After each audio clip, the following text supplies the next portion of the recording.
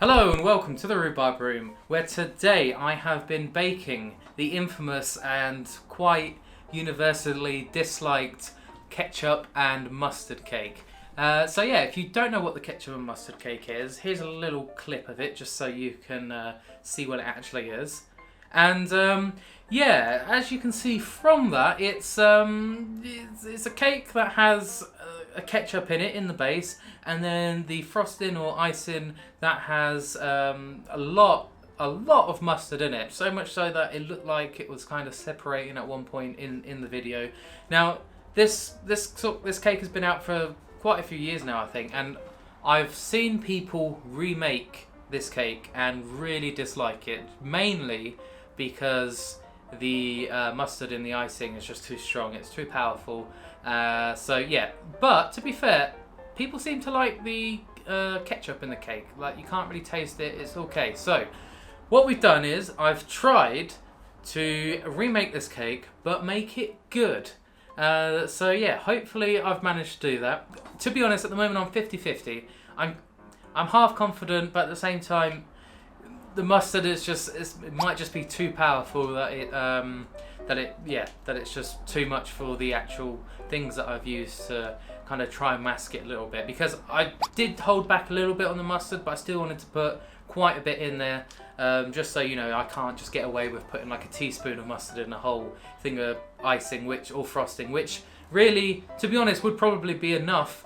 And I think on this type of cake, if you had like a mustard that was a Dijon or like a whole grain mustard, that might actually be okay. But it's just this type of American mustard, or the Frankie's, I think it's called Frankie's mustard. It's just a strong kind of acidic taste to it. So I think, yeah, I'm 50-50. But before we do get into it, I've noticed that a lot of you are not subscribed that do watch these videos. Here are the stats just here. And for those of you who are subscribed, thank you so much. But if you're not, maybe do consider subscribing and hitting the bell to be notified of when new videos. I'm not gonna say like this, because the videos that I make have become quite random, to be honest. So yeah, if you want to be notified of when random videos come out, then yeah, just hit that notification bell. But let's get into it. So starting off, I went quite similar to what they did. I went with the butter and the sugar first. I decided to cream that first. For the sugar, I had some soft brown sugar and some demerara sugar. I just used what I had. You could pretty much use whatever you have as well. It doesn't have to be brown sugar, you can just use normal sugar. I'm sure it will pretty much work in this recipe, considering it's ketchup and mustard cake. So yeah, after I have beat those together, I kind of went on to the eggs. I put in the eggs. This isn't what they did in the actual original video. I think they actually put in the, I think they put the ketchup in some water, which then made kind of the butter and sugar mixture kind of separate, and then they put in the eggs. So I decided to put in the eggs with the butter and the sugar, just so it kind of all came together a lot nicer. So yeah, after that had been done, I decided to just pull in the ketchup on its own with some food colouring. And as you can see, it did turn out a really nice red colour once it was all mixed in. After that, we went for a little bit of vanilla extract, just a little bit, just to kind of help the ketchup on its way. I don't know. Yeah, I just don't know how that's going to react with ketchup tomato flavour. I guess tomatoes are fruit, right? So it should be alright, and ketchup's already kind of sweet. So we'll find out soon though. Then I went in with some flour. This was just plain flour, just because after we put in some baking powder. But before we did, put in some cinnamon, some ginger and some nutmeg. So it's kind of almost like a somewhat spiced cake, which again I think could work well with the tomato. Sometimes you put a little bit of nutmeg in something like a bolognese, and obviously that has tomatoes in. So yeah, I'm trying to draw connections with things that work together. So yeah, just because I'm a bit panicked of how it's actually going to turn out in the end. But yeah, after that we did actually put in the baking powder to help it rise a little bit. We mixed it all up, and that is when we added a little bit of water. Instead of adding it right at the start with the ketchup, we put it right at the end, just to help loosen the batter a little bit. But to be completely honest, it probably didn't even need it. I just did it because it was in the original recipe, and I've tried to stay as close to that recipe as I can. So yeah, then we got our tin out, we buttered it nicely so it wouldn't stick obviously, and then we baked it, and this actually took quite a while to bake. It took about 50 minutes at about 160 degrees. After that though, or during the baking, I went on to make our icing, or I suppose this is more of a frosting. So in the original video, they had a lot of butter, as it was basically a buttercream, and then a load of mustard. I think in their measurements they used cups. I think it was 1.5 cups of mustard, which yeah, I can only imagine how strong that tastes in the buttercream. And then they put icing sugar. So what I thought is, as I said, it seems like that is the problem with this cake. It's the mustard in the buttercream that is making everybody dislikes it who tries to make it, which kind of makes sense. So I've changed that. I've gone for more of a frosting, like a cream cheese frosting. What we've done, we've gone in with some cream cheese, then we've gone in with some butter as well, and then I've actually gone for some white chocolate in there. So yeah, I'm not sure how that's going to turn out, but like I said, we'll find out momentarily. And yeah, then we had to go in with the mustard at some point. So I put in the mustard. I didn't quite put 1.5 cups as much as they did. I was a little bit more refrained. I went for about 80 grams of mustard, which, I mean, it's still a lot of mustard. That is a lot of mustard to put in there, and that's why I'm still not really looking forward to it. But hopefully I've actually made it somewhat edible. In my head, that sort of works. My reasoning for the cream cheese and that is, a lot of the time you might find a mustard on the side of a cheese board, and you know, cream cheese being cheese, although it's not one of the cheeses that you'd normally find on a cheese board, it's still cheese. And then also I thought, well, mustard is a little bit spicy, and you normally do get kind of spicy chocolate, even though normally it's like dark chocolate, but I couldn't really go for that just because I wanted to try keep the yellow colour in, so I had to go with white chocolate. So we'll see what has happened momentarily. So after that, cake was done, let it cool down, cut it down the middle, and yeah, then after that had to start icing it, or frosting it.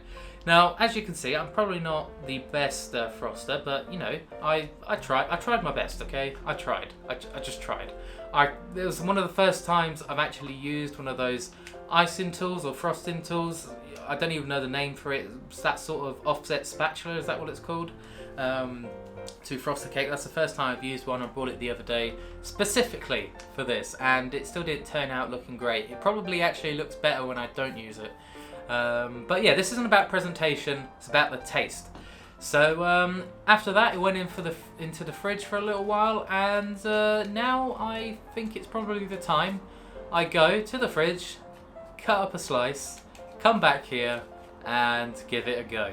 So I will see you in just a couple minutes. Okay, so I'm back, and here is the cake in all its glory. As you can see, a wedge has been cut out, which is just here. Here we go. Yeah, I don't know, you can smell the mustard. You can smell it. And a little bit of ketchup. It does smell weird, I'm not gonna lie, because you can always like, I don't know. It just smells weird. Okay, it's not pleasant. So hopefully it tastes better than it smells. Sometimes that happens, but I'll show you a quick close-up of it. There we go. That's our ketchup and mustard cake. I guess nothing's left to do. I've stalled enough. Time for our taste test, and I won't be shy. Oh God, don't fall off my plate. There we go. Well, cheers.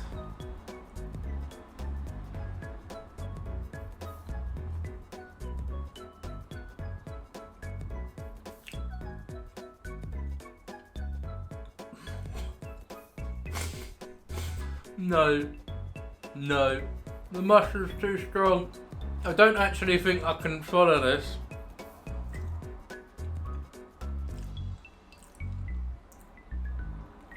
honestly, the cake part's really nice in comparison. Okay, so this is a bit odd.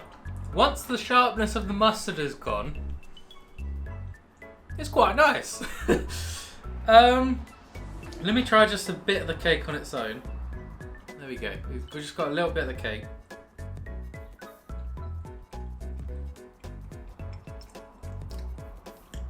The cake on its own is actually quite nice. It's just like a normal, like a slightly spiced cake. I can't even really tell that there's ketchup in there. You can taste there's definitely something different in there, but I wouldn't say it was ketchup. If I didn't know, I wouldn't say.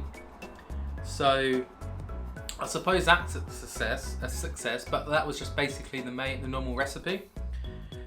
As far as actually changing the icing, I think that's a bit of a fail. It's just too.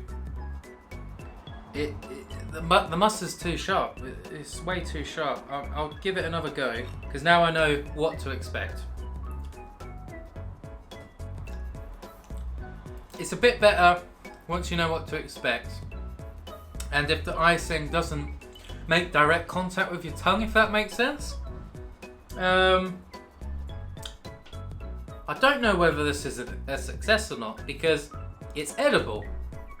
I know I wanted to spit the first bite out, but that is because it made direct contact with my tongue. But if you can eat the cake part with the icing part at the same time in your mouth, it kind of blends and the mustard isn't too strong and it kind of fades away within the cake, which makes it kind of edible. But at the same time, I did kind of not want to finish that first bite. We'll have one more just to doubly, triply make sure, but I'm not completely crazy.